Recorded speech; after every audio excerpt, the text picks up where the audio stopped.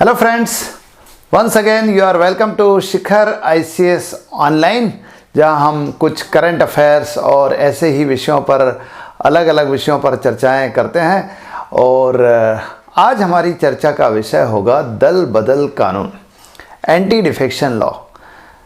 Friends, as you know, India is the largest democracy in the world. दुनिया का सबसे बड़ा लोकतंत्र है। सबसे बड़ा लोकतंत्र इस दृष्टि से कि भारत में मतदाताओं की संख्या जितनी है उतनी कहीं नहीं है। लगभग 91 करोड़ मतदाता भाग लेते हैं। चुनाव जब होते हैं, जनरल इलेक्शंस जब होते हैं, लोकसभा के या राज्यों की विधानसभा के चुनाव जब होते हैं, आम चुनाव जब होते हैं, तो उसमें इतनी बड़ी संख्या में मतदाता भाग लेते हैं, which is rare for anywhere in the world. कहीं नहीं है। इसलिए हम बहुत बड़े लोकतंत्र हैं। और फिर केवल बड़े लोकतंत्र नहीं, बल्कि एक अडिग लोकतंत्र। पिछले 70 साल से हमारे यहाँ लोकतांत्रिक व्यवस्था, लोकतांत्रिक मूल्य जो है स्थापित है और बिल्कुल इंटैक्ट रूप में चले आ रहे हैं। लेकिन प्रॉब्लम यह है कि इस लोकतंत्र में धीरे धीरे इस बड़े कालखंड में कुछ दोष भी उभरे हैं, और उन्हीं दोषों में से एक है दल बदल। तो हम दल बदल और दल बदल विरोधी कानून दोनों के अलग अलग पक्षों को आज समझने का प्रयास करेंगे। इसमें हम समझेंगे कि लोग इस दल बदल का अर्थ क्या है। दल बदल कानून का अर्थ नहीं समझेंगे, हम समझेंगे what exactly the word defection mean. तो इसका अर्थ क्या है डिफेक्शन का। हम समझेंगे कि डिफेक्शन से क्या दिक्कत है, क्या प्रॉब्लम है, क्या खराबियां हैं इसमें, क्या दोष है। और फिर हम ये देखेंगे कि कानून एंटी डिफेक्शन लॉ किस तरह से बनाया गया, एंटी डिफेक्शन लॉ के प्रोविजंस क्या है, what are the amendments made in the anti defection law.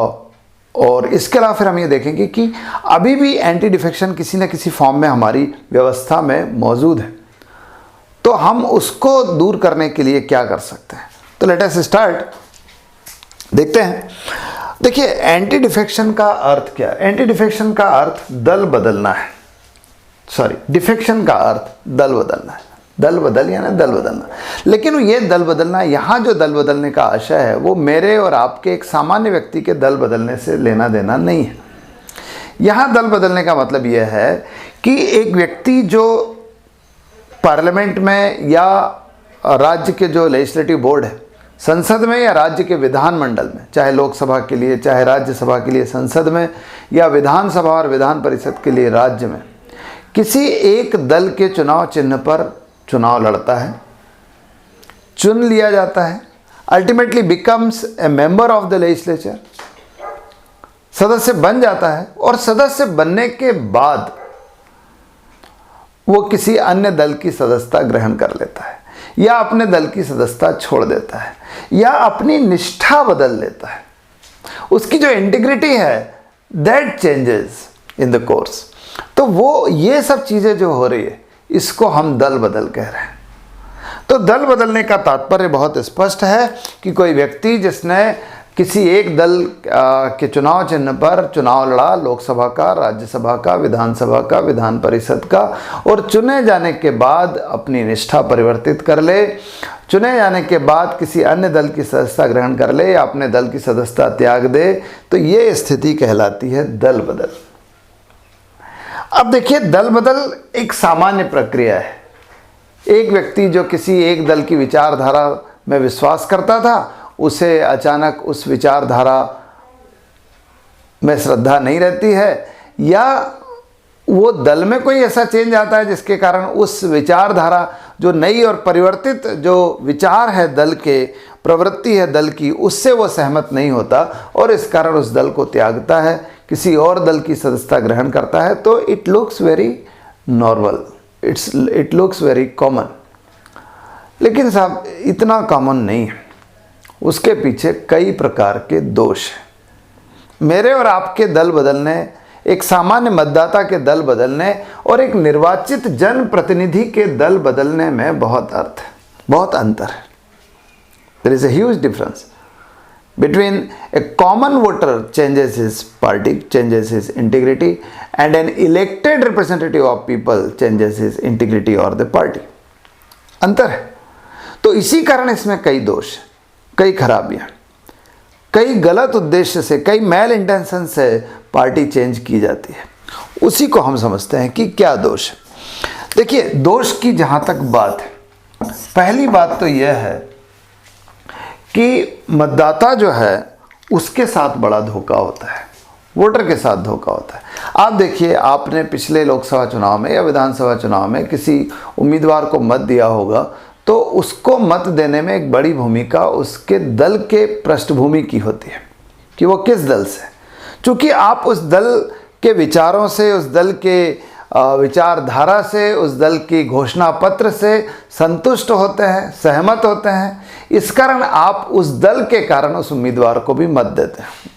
हालांकि ऐसा नहीं है, उम्मीदवार के व्यक्तित्व के आधार पर, उम्मीदवार के जो उसकी पृष्ठभूमि है उसके आधार पर भी मत दिया जाता है, उसके कार्यों के आधार पर भी मत दिया जाता है, लेकिन इसमें पार्टी की भी बड़ी भूमिका होती है। तो एक मतदाता ने एक पार्टी की विचारधारा को ध्यान में रखते हुए, उसके सिद्धांतों को ध्यान में रखते हुए, उसके घोषणा पत्र में विश्वास करते हुए किसी को वोट दिया, वो उम्मीदवार जीत गया। नाउ इज ए रिप्रेजेंटेटिव, वो प्रतिनिधि बन गया। अब वो उम्मीदवार जो है लोकसभा में या राज्यसभा में या विधानसभा में या विधान परिषद में हमारा प्रतिनिधित्व कर रहा है, और हमने यही जान के उसे चुना है कि वो उस विचारधारा का प्रतिनिधित्व भी करेगा, उस विचारधारा के अनुरूप भी कार्य करेगा।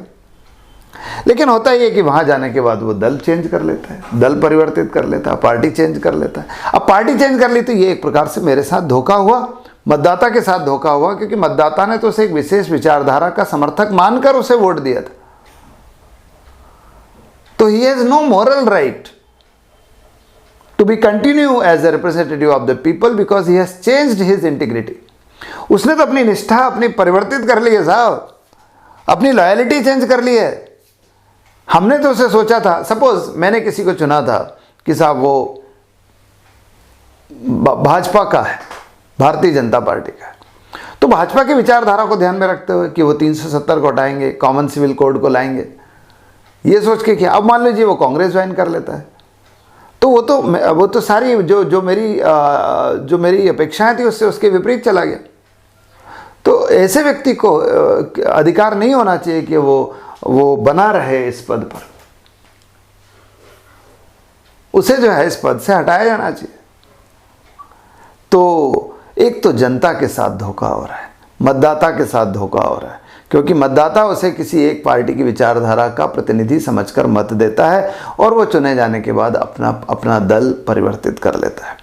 तो एक दोस्तों यहाँ पर ये लोकतंत्र में लोक का तो महत्व होना चाहिए ना साहब। लोक प्रतिनिधि का महत्व दूसरे नंबर पर आएगा, लोक का महत्व पहले आएगा। तो यहाँ लोक के साथ, मतदाता के साथ नुकसान हो रहा है। दूसरी चीज यह है कि ये भ्रष्टाचार को बढ़ावा देता है। कहते हैं भारत में भ्रष्टाचार जो है वो दिखता तो प्रशासनिक तंत्र में है, दिखता तो एडमिनिस्ट्रेटिव स्ट्रक्चर में, एडमिनिस्ट्रेटिव मशीनरी में, but it actually starts from the political structure. राजनीति को भारत में भ्रष्टाचार की गंगोत्री कहा गया है, और यहां दिखेगा भी आपको। आप देखिए कि राजनीतिक क्षेत्र में भ्रष्टाचार इससे बढ़ता है। जब भी कोई व्यक्ति दल बदलता है तो कहने को तो यह होता है कि साहब मेरी निष्ठा बदल गई, मैं इस दल के विचार से प्रभावित हो गया, या मेरी पार्टी ने अपनी विचारधारा बदल ली है, मेरी पार्टी पुरानी पार्टी नहीं रही है इसलिए बदल रहा हूं। लेकिन अधिकांश मामलों में यह होता है कि वो किसी ना किसी प्रलोभन के वशीभूत होकर ही अपना दल परिवर्तित करता है। Some kind of greed is there behind every defection. That greed may be of monetary nature or of non-monetary nature. वो दोनों तरह की हो सकती है, मौद्रिक भी और अमौद्रिक भी। कई बार तो पैसा देके किया जाता है। आप देखिए बहुत ज़्यादा प्रचलित है एक शब्द हॉर्स ट्रेडिंग। अभी कर्नाटक में सरकार गिरी, बदली गई, मध्य प्रदेश में सरकार गिरी, बदली गई, राजस्थान में गिरते गिरते लड़खड़ाते भी बच गई। पर हर बार हॉर्स ट्रेडिंग की चर्चा हुई। विधायकों के खरीद फरोख्त की चर्चा। हॉर्स ट्रेडिंग का मतलब पैसे देकर विधायकों से अपनी सरकार के लिए समर्थन प्राप्त कर लेना। That is termed as horse trading. तो पैसे देके एक विधायक जो है, वो पैसे लेके एक विधायक अपनी निष्ठा बदल लेता है, अपना दल बदल लेता है, अपना समर्थन बदल लेता है पैसे लेके। और कई बार पैसे लेके नहीं। आप देखिए कि हमारे सामने बहुत एकदम रीसेंट उदाहरण है जहां लोगों ने दल बदला ये कह के कि साहब उनको मंत्री पद मिलेगा, या मंत्री पद की आजकल क्या हो गया कि मंत्रियों की संख्या सीमित कर दी गई मंत्रिपरिषद में। 91वें संविधान संशोधन के अनुसार, आप इसको समझ लीजिए, 91वां जो संविधान संशोधन है, इस संशोधन के अनुसार ये व्यवस्था कर दी गई है कि किसी भी राज्य में मंत्रियों की अधिकतम संख्या उस राज्य में विधानसभा की कुल सदस्य संख्या के 15% से अधिक नहीं हो सकती। The maximum number of minister in A council of minister of state can not exceed 15% of the total number of members in the lower house, that is the legislative assembly. ठीक है, तो 15% से ज़्यादा नहीं हो सकते। मान लीजिए मध्य प्रदेश में 35 से ज़्यादा मंत्री नहीं हो सकते। तो आप इतने सारे असंतुष्टों को या जिनको आप विधायकों को लेके आ रहे हैं समर्थन के लिए, उनको सबको तो एकोमोडेट कर नहीं सकते मंत्रिपरिषद में। तो फिर उनको निगमों के अध्यक्ष बनाए जाते हैं, उनको किसी बोर्ड का अध्यक्ष बना देंगे, फिर उस पद को मंत्री पद के समकक्ष दर्जा दे देंगे। ये सब भ्रष्ट तरीके हैं, ये सब नॉन मॉनिटरी भ्रष्टाचार के तरीके। फिर आपको गाड़ियाँ मिलेंगी, फिर आपको बंगले मिलेंगे, फिर आपको सुविधाएं मिलेंगी, मंत्री का दर्जा मिलेगा, you will get A status of minister. तो ये सब किया जाता है। तो ये आप ये नॉन मॉनिटरी ग्रेड दे रहे हैं, अमौद्रिक प्रलोभन दे रहे हैं। तो अमौद्रिक प्रलोभन के कारण करते हैं। प्रश्न, आप एक चीज देखिए, मैं इसको भ्रष्टाचार क्यों कर, एक तो यही भ्रष्टाचार है कि पैसे लेके ही आप अपना निष्ठा बदल रहे हैं, पद लेके ही आप अपनी निष्ठा बदल रहे हैं। लेकिन दूसरी तरफ ये देखिए कि जो सरकार, जो मुख्यमंत्री, जो मंत्री, जो पार्टी अपने लिए समर्थन प्राप्त करने के लिए पैसे दे रही है, आखिर उस पैसे की व्यवस्था कहां से करते हैं? करोड़ों में होता है साहब ये। तो ये पैसा कहां से आता होगा? तो ये पैसा एक बार फिर आता है भ्रष्टाचार से ही। Here starts the Gangotri of corruption. That is what I was saying कि यहां राजनीति से ही सारा भ्रष्टाचार शुरू हो रहा है। तो एक बड़ी चीज यह है कि ये भ्रष्टाचार को बढ़ावा दे रही है। तीसरी चीज यह है कि जिसको हम मूल्य आधारित राजनीति कह रहे हैं, हम बड़ी चर्चा होती है भारत में वैल्यू बेस्ड पॉलिटिक्स होना चाहिए या है, पर यहां मूल्यों की राजनीति नहीं हो रही। आप मतलब मूल्यों की राजनीति पर मूल्य का अर्थ बदल रहा है। यहां मूल्य यानी मौद्रिक मूल्य हो रहे हैं यहां, जबकि हम बात कर रहे हैं मूल्य यानी नैतिक मूल्यों की बात कर रहे थे कि राजनीति में नैतिक मूल्यों की राजनीति हो। मूल्य के आधार, मूल्य के कारण आप टिके रहें किसी दल में या मूल्यों के कारण छोड़ें, लेकिन यहां तो उन मूल्यों का अवमूल्यन हो रहा है और मौद्रिक मूल्य के आधार पर दल परिवर्तित किए जा रहे हैं। तो ये सब दोष है सब किसके? दल बदल के। इसीलिए दल बदल को भारतीय राजनीति का कोढ़ कहा गया है, एक रोग है। राजनीति उस रोग का मंदिर है और दल बदल एक रोग है। It was termed as a leprosy of Indian politics. तो फिर कैसे दूर करें? दूर करने के प्रयास किए गए।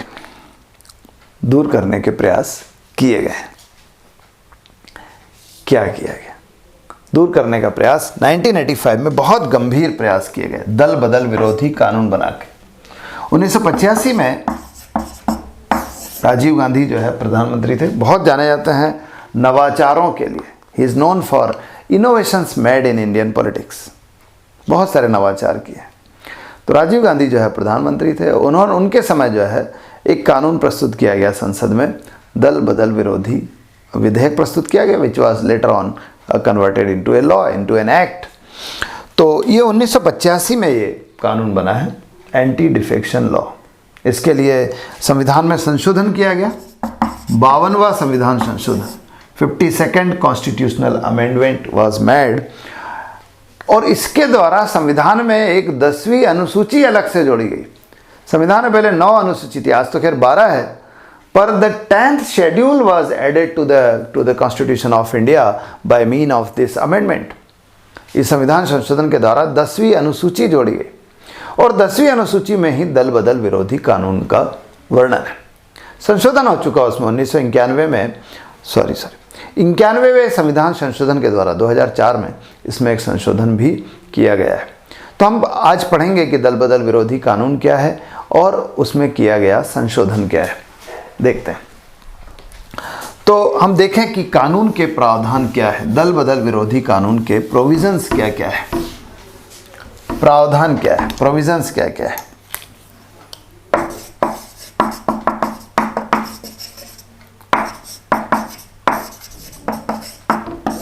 देखिए, प्रावधान यह है कि इसमें ये व्यवस्था की गई है कि कोई ऐसा सदस्य जो केंद्र में या राज्य में किसी विधायिका के किसी सदन का सदस्य हो, यानी केंद्र की बात करें तो संसद में 2 सदन है, लोकसभा या राज्यसभा, उनका सदस्य हो, या राज्य के विधानमंडल की लेजिस्लेटिव बोर्ड की बात करें तो वहाँ 2 सदन है, विधानसभा that is the legislative assembly, और विधान परिषद that is the legislative council, इसका सदस्य हो। तो ऐसा कोई भी व्यक्ति जो लोकसभा, राज्यसभा या राज्य की विधानसभा और विधान परिषद का सदस्य हो, वो इस सदन की सदस्यता खो देगा, will lose the membership of the house if, यदि वो इन सब कैटेगरीज में आता है। अब उन कैटेगरीज की हम लोग चर्चा करेंगे। फिर से बता रहा हूं, फिर से बात करते हैं। लोकसभा, राज्यसभा, विधानसभा या विधान परिषद का कोई निर्वाचित सदस्य, कोई भी सदस्य, निर्वाचित नहीं, कोई भी सदस्य सदन की सदस्यता खो देगा, will lose the membership of the house. ध्यान रखना है, यहां हम सदस्यता की जब बात करेंगे तो सदस्यता 2 तरह की है, एक सदन की सदस्यता और एक उसके दल की सदस्यता, पार्टी की सदस्यता। Membership of the house and membership of his party, तो जरा अंतर करना है इसमें। तो मैं फिर बता रहा हूं कि कानून यह है कि लोकसभा, राज्यसभा या विधानसभा और विधान परिषद का कोई सदस्य अपने सदन की सदस्यता खो देगा। ए मेंबर ऑफ लोकसभा, राज्यसभा और लेजिस्लेटिव असेंबली और legislative council of the state will lose his membership of the house if, खो देगा यदि वो इस प्रकार के आचरण करेगा। कौन कौन से आचरण? पहला तो ये कि वो अपनी पार्टी की सदस्यता त्यागता है। पार्टी उसे हटाती है तो फर्क नहीं पड़ेगा, ध्यान रखना। लेकिन यदि वो अपने दल की, जिस दल से वो चुन के आया, उस दल की सदस्यता को त्यागता है, he gives up the membership of the party from which he was elected, तो वो क्या कहलाएगा? तो जो है कहलाएगा नहीं, तो उसे उसके सदन की सदस्यता खो देगा। दूसरी चीज यह है कि वो किसी अन्य दल की सदस्यता को ग्रहण कर लेता है। जिस पार्टी से चुन के आया था उस पार्टी के अलावा किसी अन्य पार्टी की सदस्यता, मेंबरशिप ज्वाइन कर लेता है, then also he will lose the membership of the house. तीसरी चीज, वो पार्टी द्वारा जारी व्हिप का उल्लंघन करता है। इस व्हिप को हिंदी में सचेतक कहते हैं। आप जरा व्हिप को समझिए। व्हिप क्या होता है? व्हिप यानी किसी दल द्वारा अपने सदस्यों को जारी किया गया एक सूचना, एक नोटिस कि उन्हें एक निश्चित तिथि को सदन में उपस्थित होना है। सदन के सदस्यों को ही, सदन कोई भी हो सकता है, लोकसभा हो सकता है, राज्यसभा हो सकता है, विधानसभा हो सकता है, विधान परिषद हो सकता है। तो कोई दल जब अपने सदस्यों को एक सूचना जारी करता है कि उन्हें एक निश्चित तिथि को सदन में उपस्थित होना है और एक निश्चित पक्ष में मत देना है, they have to be present in the house on a certain date and will have to vote in a certain favor। एक निश्चित पक्ष में जिधर पार्टी बताएगी उधर मत देना है। ये जो सूचना पार्टी द्वारा जारी की जाती है, इसी को हम व्हिप कहते हैं। बड़ा बड़ा कठोर होता है व्हिप, ध्यान रखना। पार्टी में अक्सर एक सचेतक होता है, पार्टी द्वारा सचेतक नियुक्त किया है, वो इस सूचना को जारी करता है। सूचना को भी सचेतक कहते हैं, इंग्लिश में व्हिप कहते हैं। व्हिप जो है, एक्चुअली व्हिप शब्द जो है ना वो चाबुक के लिए यूज़ किया जाता है। बड़े वाले चाबुक जो होता है उसको हंटर बोलते हैं इंग्लिश में। छोटा वाला चाबुक जो देखा होगा जॉकी अपने पास रखते हैं, हॉर्स जॉकी, तो वो जो है छोटा सा चाबुक होता है, उसको व्हिप कहते हैं। तो व्हिप ये है सब। तो पार्टी अगर व्हिप जारी करे, सपोज पार्टी, मान लो राजस्थान की बात करें, कांग्रेस पार्टी व्हिप जारी करे, सभी सदस्यों को उपस्थित होना है और विश्वास मत के पक्ष में मत डालना है, तो ये व्हिप होगा। तो यदि कोई सदस्य पार्टी द्वारा जारी व्हिप का उल्लंघन करता है, if a member violates a whip issued by the party, then also he will lose the membership of his house, तो भी वो अपने सदन की सदस्यता खो देगा। क्लियर है? अगली चीज, यदि कोई निर्दलीय सदस्य है, इंडिपेंडेंट मेंबर्स है, इंडिपेंडेंट मेंबर्स या निर्दलीय सदस्य का मतलब ये कि वो किसी भी पार्टी से चुन के नहीं आया है, किसी पार्टी के चुनाव चिन्ह पर चुनाव नहीं लड़ा, बल्कि उसने एक इंडिपेंडेंट चुनाव उम्मीदवार की तरह चुनाव लड़ा और जीत के आया है। तो यदि कोई निर्दलीय सदस्य है, तो निर्दलीय सदस्य जो है वो अगर किसी दल की सदस्यता को ग्रहण करता है तो भी उसकी सदस्यता चली जाएगी, तो भी उसे अपनी सदस्यता सदन की खोनी होगी। समझ में आ रहा है? मैं सदस्यता बार बार बोल रहा हूँ, मैं कभी पार्टी की सदस्यता की बात कर रहा हूँ, कभी सदन की सदस्यता की बात कर रहा हूँ, इसमें आपको अंतर करना होगा। फिर दल की सदस्यता के अलावा आप देखिए कि कई बार मनोनीत सदस्य होते हैं, नॉमिनेटेड मेंबर्स होते हैं, नॉमिनेटेड मेंबर्स।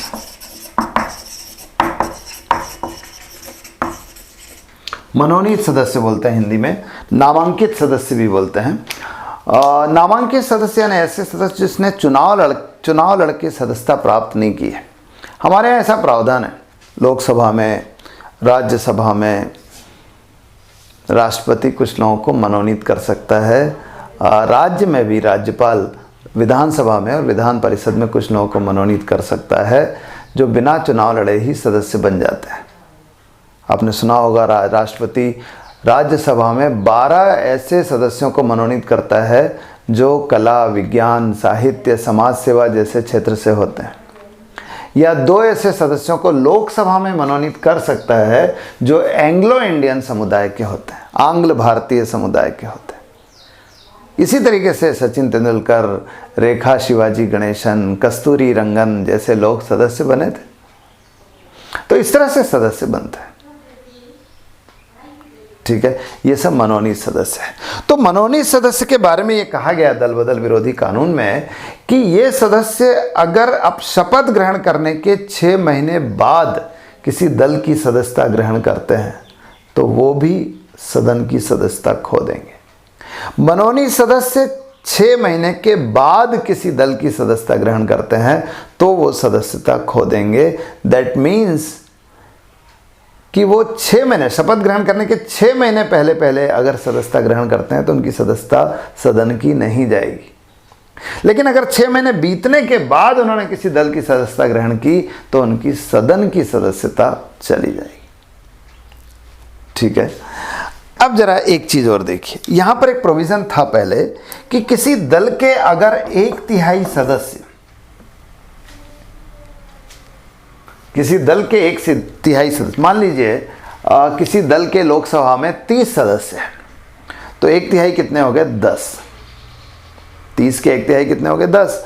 तो 10 सदस्य अगर पार्टी चेंज करते हैं तो उनकी सदन की सदस्यता प्रभावित नहीं होती थी। ये पहले प्रोविजन था।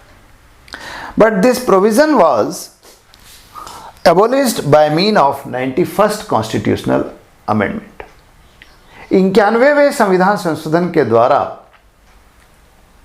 इस प्रोविजन को समाप्त कर दिया गया है, इस प्रावधान को समाप्त कर दिया गया है।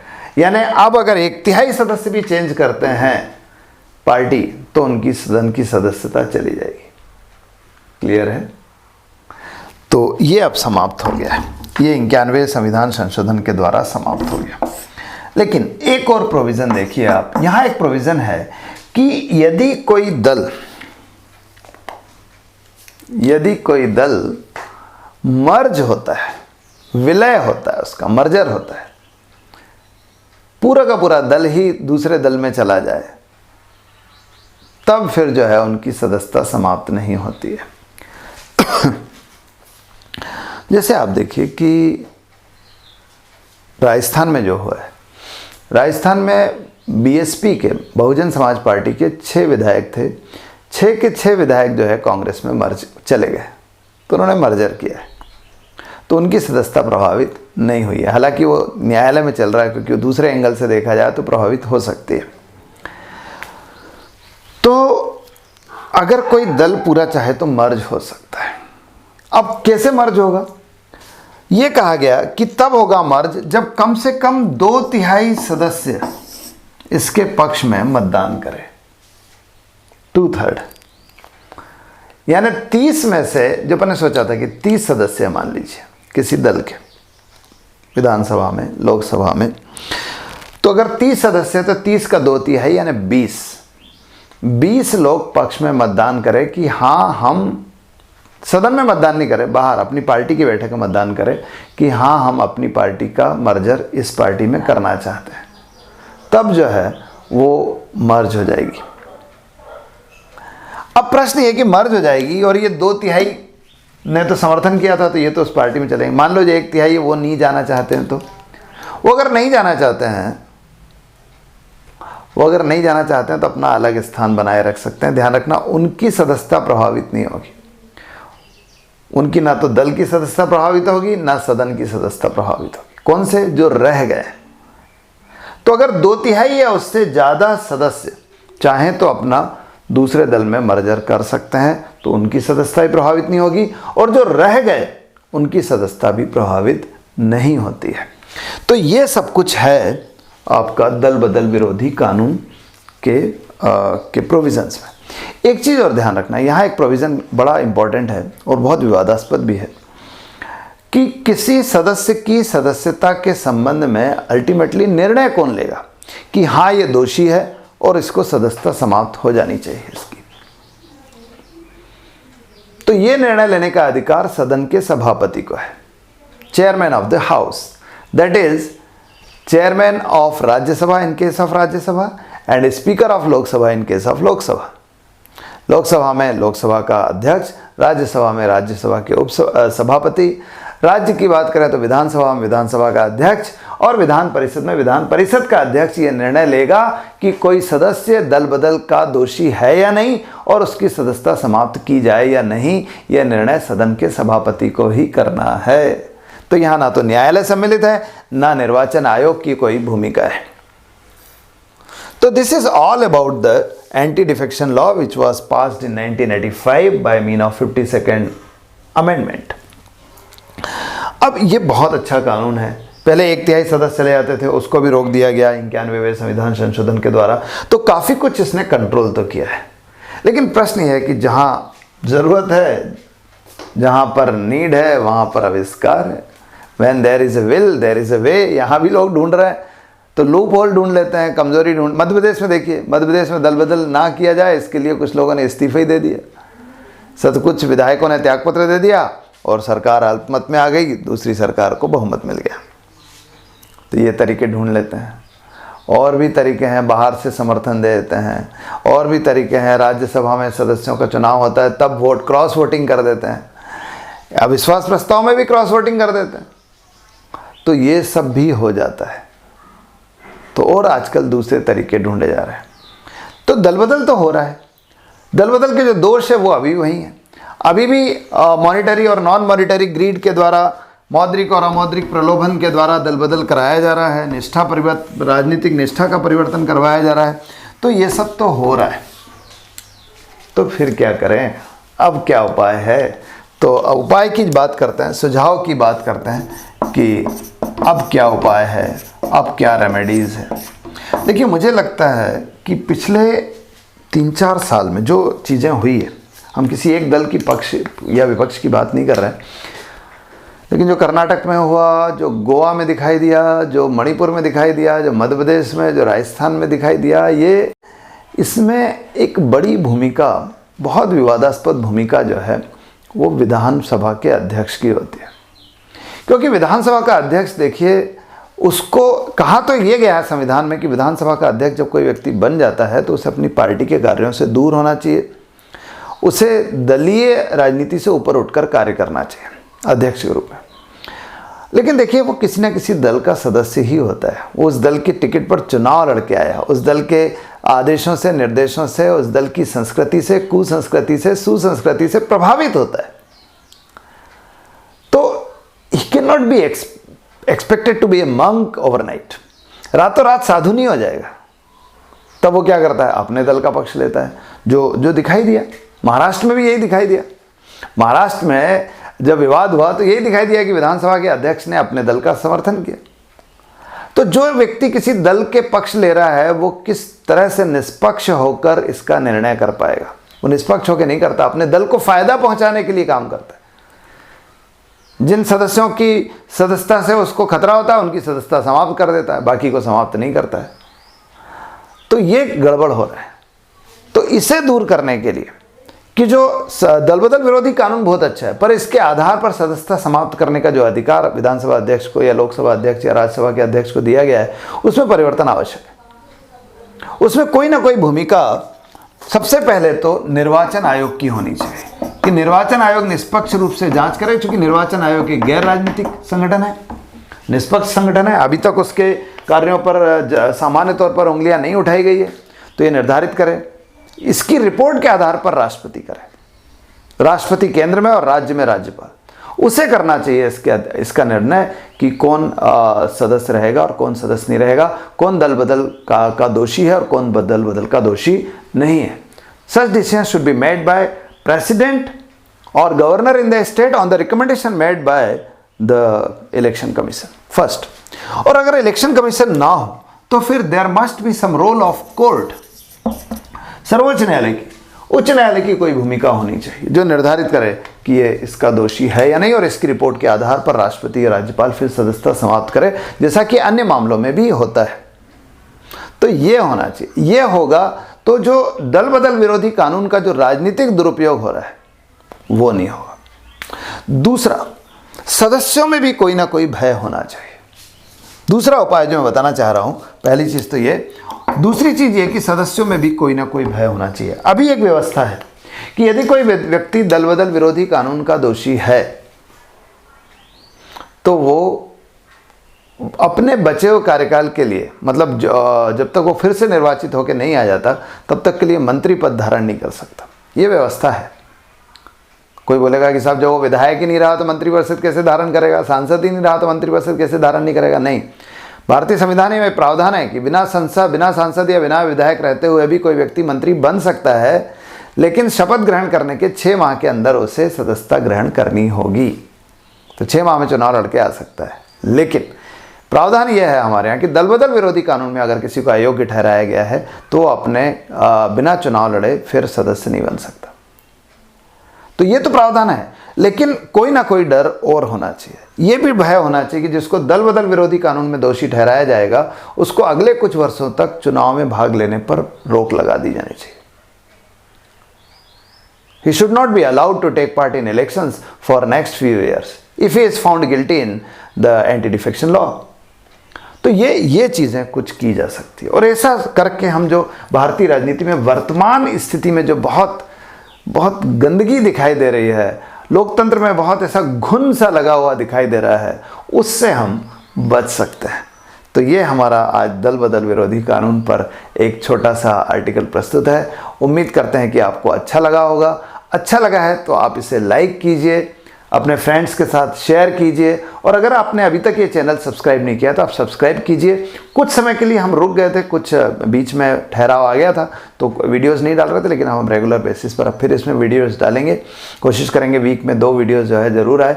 ठीक है, तो आप इसे देखते रहिए, सब्सक्राइब कीजिए, बेल आइकन दबाइए ताकि नियमित रूप से आपको इस चैनल के वीडियोस मिलते रहें। Thank you very much. Have a good day.